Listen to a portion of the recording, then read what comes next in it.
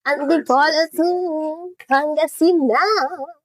Nagbaba na nga ako ng mga gamit pero yung iba nakalagay na sa motor kaya konti na lang talaga yung dala ko. Ito, mga goggles and damit niya. The box, ito naman.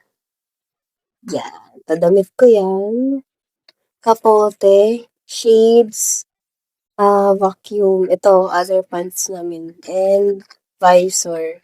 Sa ilalim yan may tsinelas.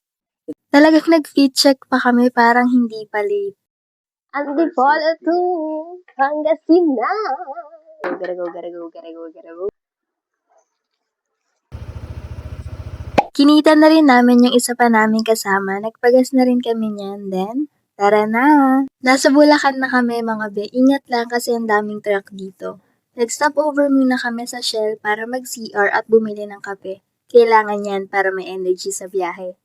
Tuloy na ang biyahe pa Pampanga, nag-stop over ulit kami sa 7-Eleven para mag-withdraw. Dito nga naman, Tarlac na kami. Nag-breakfast muna kami sa Mercy's Cambingan Highway para may energy ulit sa biyahe. Touchdown, Pangasinan! Grabe, ramdam na ramdam ko na malapit na kami kasi legit yung vibes, parang Siargao feels.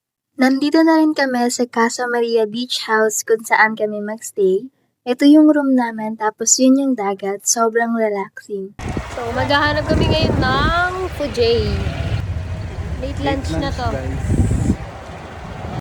Binaybay lang namin yung area, don't worry mga te kasi hindi naman kayo maliligaw. Kumain muna kami sa Alimango Pigar Restaurant, madali lang hanapin kapag may nakita kayong malaking alimango, yan na yun. After nun, dumiretso kami sa Talipapa para bumili ng food para bukas.